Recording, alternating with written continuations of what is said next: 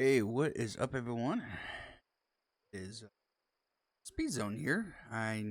You're probably like, wait a minute, iRacing? No, it isn't. I am doing some ATS stuff here. Before we get into this, we're going to adjust these mirrors because I need to see where we're going. We're going to see people behind us, I guess you would say. And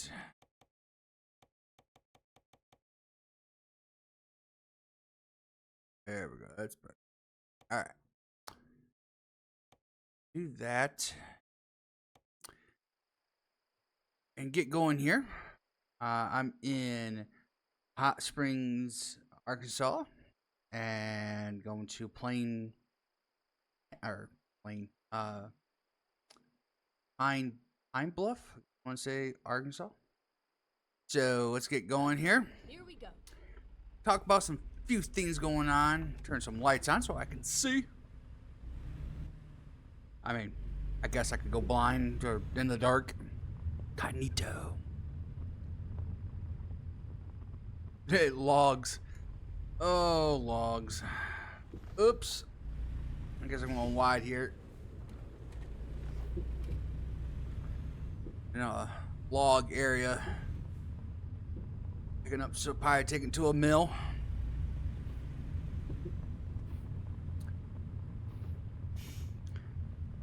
I think if people know me from this channel from a while back, I used to work at a lumberyard.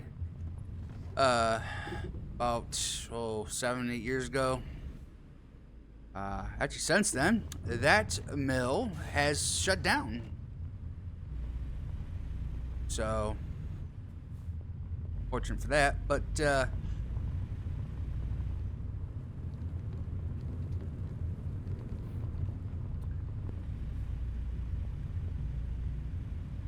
gonna take some logs here down this windy road.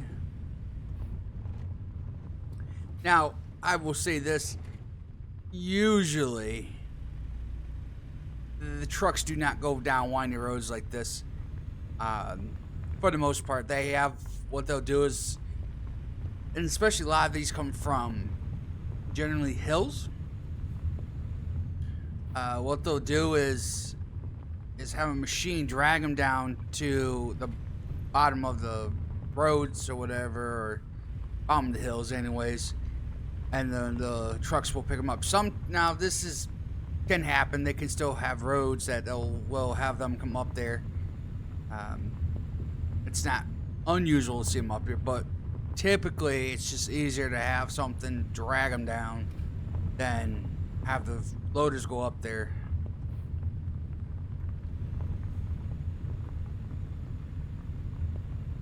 So, as we get out here. Where do they want me to go? Actually, it looks like it wants me to go. Oh. Okay. Okay, I guess that makes sense. Just don't want to hit anything. Go.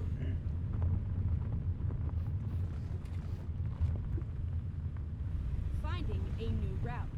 Finding a new route? Okay.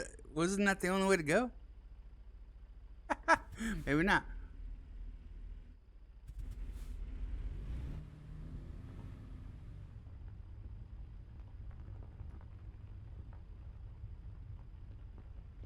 I hope I don't hit anything because I have no idea where I'm at.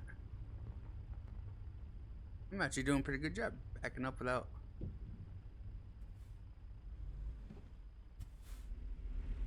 Kind of jacked now this a little bit, I guess, but we're going this way. I don't know where I'm going. Okay, there we go. And yes, this is no final destination, ladies and gentlemen. You know, up there right now, when that got put into the movie there, I'm pretty sure every truck driver hauls logs. Either was really appreciative of that movie because then people wouldn't be around their bumpers, or now got scare themselves that they're gonna wreck and cause someone else's death, you know? Get ready. Oh, man.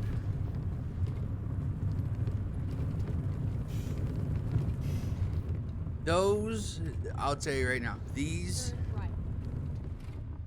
loaders or the trucks, because are very well secured.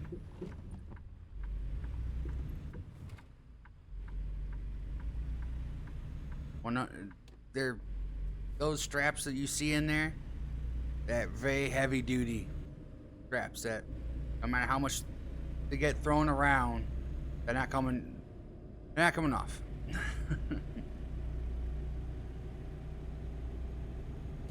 Sorry, cop. Anyways, some things to talk about. I'm doing this. Go straight up. Generally, I want to talk about NASCAR. And some things I've heard just recently. Talking about horsepower. Oh no, HP. And no, I'm not kidding. I'm not talking about the computer. I'm talking about horsepower. That ugly word that NASCAR seems to never want to touch. Or are they? NASCAR has like their own podcast sort of thing. It's what's, I guess, a cop behind me. It's people that work in the industry, officials and stuff like that. But anyways, they were talking about the horsepower thing, and they're saying that it sounds like that they are going to have higher horsepower at the short tracks and road courses as soon as this year. And which is kind of surprising because, I mean, I think we're about a quarter way through, or probably even past quarter way through season, and we're talking about increasing the horsepower. Now, it's only going to go up to 750 because that's what they're used to, and you know that's fine. At this point, we'll take what we can get. Right? That's how I say it. So one of the guys says in the podcast there, they, never say never, but they're doubtful if we ever see 900 to 1,000 horsepower or something like that. Now, if we ever touch hybrid systems in NASCAR, there's a chance we could see almost 900 horsepower through hybrid. I don't know if that really would work at all or not. I don't know how hybrid would work in the sense for the cars. Now, we've seen in IndyCar, they've been using a hybrid system. To tell you the truth, it didn't really make any difference in the race. It really seemed like it was about the same old race that you see for the 500. And of course, everybody uses it pretty much all at the same time. So it's not like you are seeing a major difference in speed because everyone's pretty much using it at the same time. And Indy cars, they love speed, right? The more speed they get, the more downforce they have, the more the car drives better. Unless they're in, dirty air. But for a cup car, would that make a difference? Maybe. But there's more to this than just having horsepower. And I think a lot of people are just fixated at, they give them 750 horsepower, 700, 750 horsepower, just even that, it'll make a huge difference. You'll see a difference, and when I say about it, you'll see the car slide around a little bit more. You'll see cars get out of control just a little bit more. But is the racing product going to change? Probably not. You're still going to have dirty air.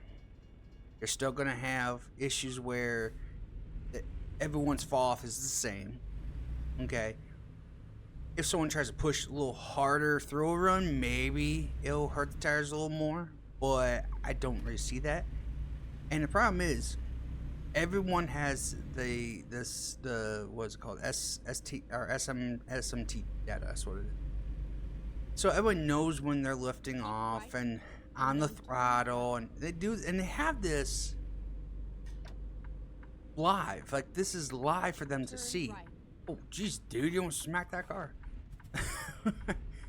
That's Final Destination right there. I was kidding. Oh, wait. How come they have the green arrow? Yeah, that's weird. We don't have the red, but we have red. Who knows? Anyways, oh, what? I don't know. Either way, so yeah, they. What was I saying? I don't know. I get my mind distracted with things in the game most of the time. The engine, okay, so the cars themselves have tons of grip already with the wide tires and everything. So adding horsepower, though, will help maybe in a short run. In the long term, eventually, with all this data, they're going to figure out how to get these cars back grounded again, and it won't be a major issue. Again, like, the horsepower just now won't make up the difference. The major problem is not just aero, engines, tires. It's a collective of things. And not only that, these engineers will figure it out within probably a month or two. Now, if you have no data whatsoever, that's why, it says the first year of the next gen car was so spectacular, because no teams had any kind of data, or at least they had a very limited amount of data to figure out what these cars would do. And they start figuring out, oh, the lower these cars sit, the better it's help the downforce, and these cars would grip a lot better. And NASCAR didn't have necessarily a rule or a ride height in a way. They kind of have a ride height. They have like blocks that as far as the car can travel, but that's pretty dang low. And they figure it out. They figure out how all that works. And so after a year, so once you get through 2022 and 23, the racing was completely different, because they start figuring out. Go straight on. Hey, dude. Look how slow. Yeah, this is America Truck Simulator in America. Anyways, they figure out really fast, and so that's why it's a challenge to see these cars do good at even now mile and a half. Now, let's be fair, the 600 was phenomenal. Was it hard to pass though? Absolutely. It was challenging for Hamlin and Ross to get past Byron. Yeah, of course Byron knew how to block a lot, dirty air block. But when it comes to short tracks and road courses, adding horsepower will help, but only for a short term. And once these teams figure out how to keep the car from not overspinning the tires and losing too much grip, see, the teams and the engineers, all they care about is making the car go fast and semi-handle right. They can care less how the car handles. They just want the cars to go as fast as possible. I guess you want to say the maximum amount of grip that they want to allow without slowing the car down too much, right? Or the minimum amount of grip, I guess you want to say. Just enough to keep the car from not spinning out or hitting the wall, whatever. And so that's the issue, right?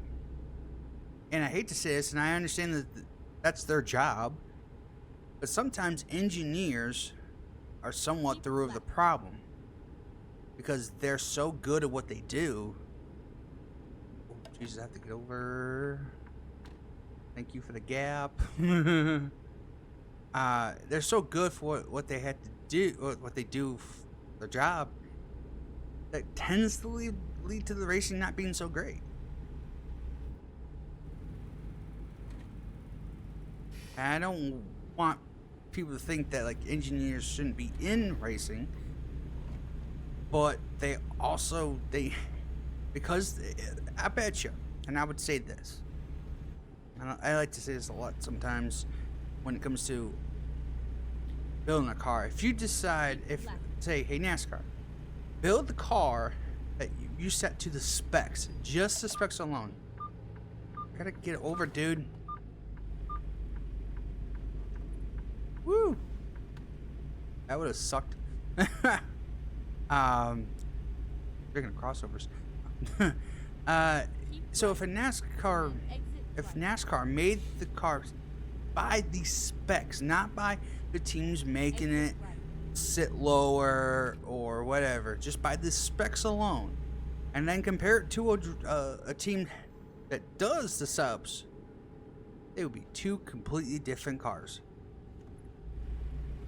Because just the way that they engineer that car to sit and where and how close it is to sitting to the ground and how it's 100% designed, right?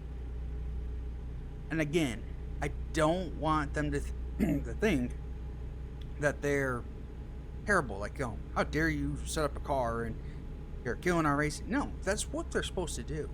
What NASCAR is supposed to do is make the car drive so bad that even when the teams do their engineering, the engineering can't overcome what the car does, right? If it's getting loose or tight, when you're on a 30 lap run, you're destroying your tires because you're abusing it too hard. No matter how much setup you put into it and how engineering designs you put into it with that setup, it doesn't overcome what the car's, I guess you want to say issues are, but or just the ability of the car, say.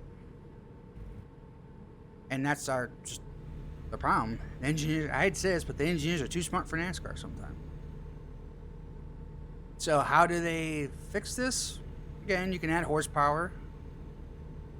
Try to take all the downforce off as possible. I know the dirty air is an issue, and hopefully I know what a lot of people hope for is that if you put horsepower back in these cars, it can drive through that bubble of air that's causing the dirty air effect. It may work, it may not. We don't know. Right? We don't know what this car does when you add more horsepower. No, that's kind of where I'm leading to all of this. So it's just like, well, you could put all the horsepower in the world, but we don't truly know really what's going to happen.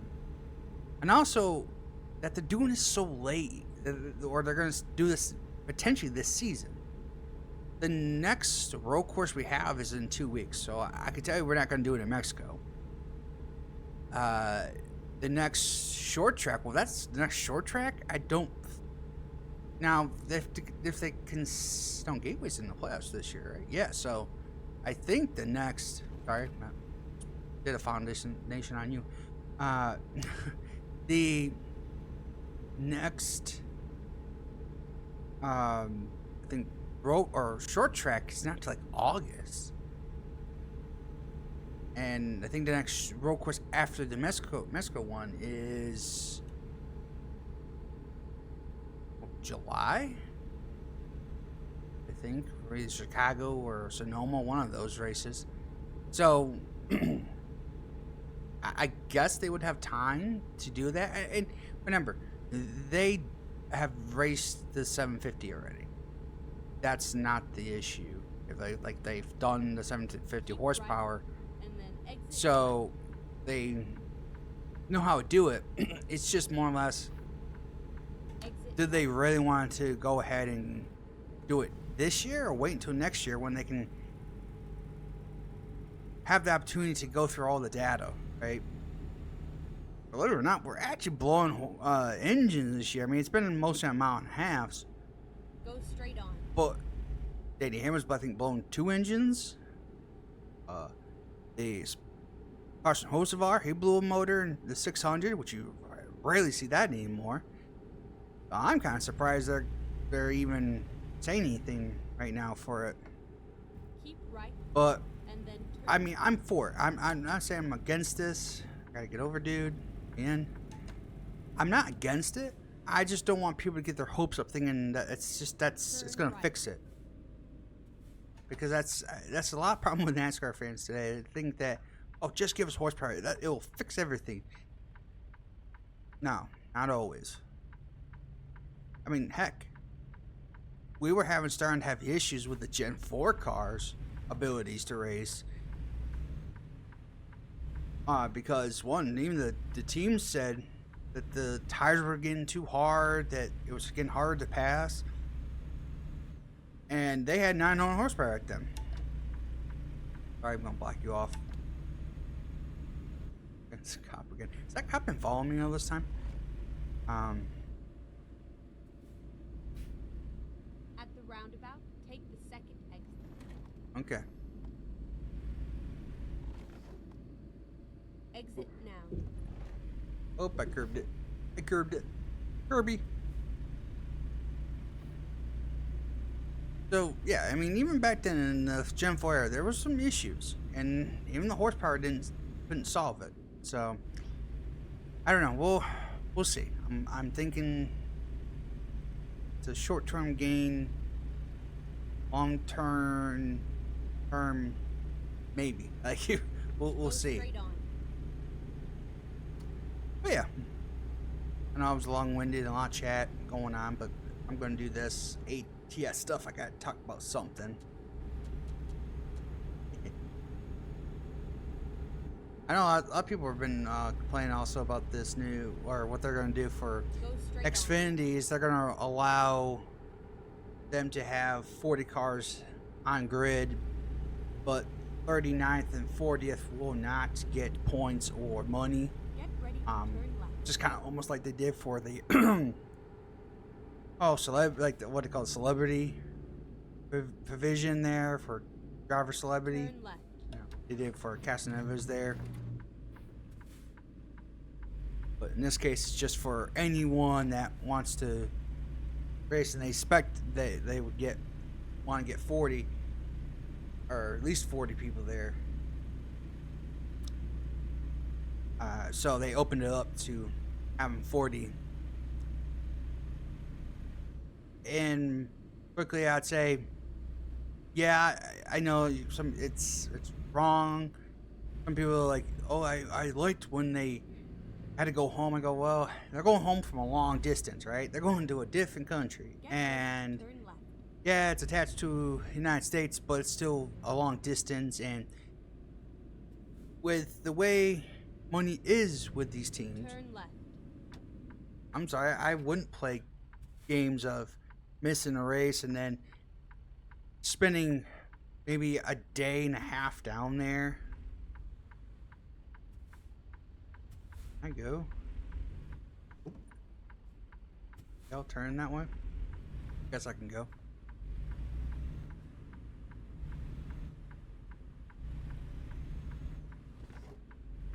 I guess I just wouldn't want to spend all that money Turn right. and not be able to race like that for that distance. It'd be one thing if Route guidance is now. I was only like a couple hours away or something like that. That I wouldn't be losing that much money. All right, let's. I'm just gonna play it safe. Big area.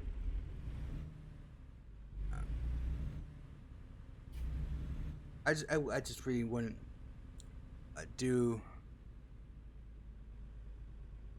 all that and that preparation to go down there and not get in and have to waste all that money going back and never get a money purse or anything like that. Now, I know you're thinking, well, isn't it the same? Ooh, isn't it the same if you start 30th and 40th and you don't make the money or points up? Then what is the point? You'll still get, I guess, that there's still money you're gonna get, and as one driver did say, the sponsors would pay for that. Like, it makes up for the difference to the sponsors. Like, if you're not gonna make a race and you travel all that way, and the sponsor goes, "Well, Jesus, is this how it's gonna be?" I'm not gonna take a risk going to spend my money on your car if you're not gonna make the race in a long distance area. And I'm pretty sure the sponsors' money is divvied differently when it comes to distances. You know, and I'm just guessing. This is my opinion, but that's kind of seems like what it would be like if you are going to Mexico, right? Hey, I had to spend a little extra money. The car's already paid for. Like, let's be very clear. You know how many cars you're probably going to have in a season. It's usually the travel. It's what costs differently. Okay, like you'll go to Mexico. Who knows how much that's going to cost? Thousands upon thousands of dollars. And if that sponsor goes onto that car, does not get on that car, now he questions that if you're going to make all the races, or at least that kind of race that's long distance. So he may not want to be that sponsor may not want to go on your car for the next time. It's scary that we even live in a world like that. It used to be like, hey, I missed a race. Oh well. The sponsor goes, yeah, hey, it happens.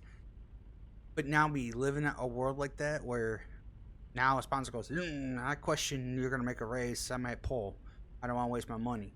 So I know a lot of everyone's here saying, "Oh, they're millionaires. Who gives a crap?" Well, I can't. I can't explain to you really, or convince you, and not explain to you, convince you that regardless of how millions, that doesn't mean that they're super rich because they can go poor in a heartbeat if they don't have the money. They spend. Junior said this clearly on a one episode I don't remember. It was a clip I saw, and it cost $750,000 just to run his one car for the Daytona 500. Now you're going, ooh, big deal. It is a big deal because he's an Xfinity Series team. Now, I know he's got what 3 cars now, but the business model for an or an Xfinity Series is way different than Cup Series. Also, he had probably not to say hire, but he had to move people around so they could work. And Hendrick probably had to lease out some workers from Hendrick Motorsports. Okay, he had to buy all these extra engines. Now, thankfully, what's his name? Country singer. Was it he wanted to put his whiskey bar or drink on the car, and he paid out. I don't know if he paid out the $750,000 for the car alone, but he paid for a lot of the extra expenses for travel and all that stuff to do the Daytona 500 because it's a big risk. Junior could have missed, Justin Allgaier could have missed the Daytona 500. Junior Motorsports could have missed the Daytona 500. And that's $750,000 of a car just gone because what is he doing with it after the fact? He would almost have to then say, hey, let's run another race just to somehow make some money up again for that. But would that country singer risk his money again to do it? I doubt it. So it's hard. And the way that, I don't want to say the way the economy is right now because it's starting to get better, but it's not great. It's not for a team like him, and especially a low-funded team that doesn't have everything like a Joe Gibbs and Hendrick Motorsports and all of those top-tier teams. The last thing you want to do is go down there and not make a race, because then what's to say I really want to make that trip down there the next year if they go down next year. Which I am surprised that there's even 40 cars considering going. I thought it'd be just 38 and that'd be it. But they have about 40 or so going. Well, it's pretty good. So, but anyways, that's all that. And I'm sitting here waiting to take a I can't really make a chat. I'll do a thumbnail later, but thanks for watching. I appreciate it.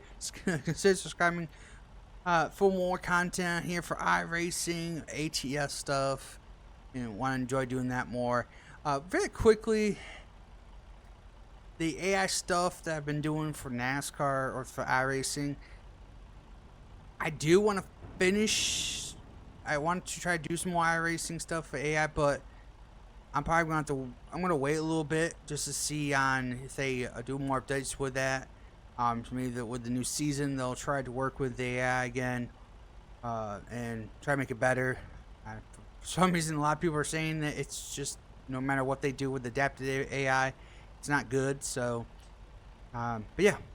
Anyways, we'll see about that later. Of course, still got some more uh, league stuff to still finish up. Thursday night, we're at Watkins Glen in the ARCA cars for broadcast. I know it's a road course. Broadcast for a road course, and it's kind of yeah. But I will do that. And probably nothing Saturday. My weekends are. I really want to keep my weekends kind of empty from now on, best I can. I know I have a league Saturday night. I'll try to at least do the last race. I probably won't get to this race this weekend, but anyways, again, thanks for watching. I appreciate it, and hope to see you guys for more content on here. Of course, if you're new, consider subscribing to it. Thanks for watching. Have a good one.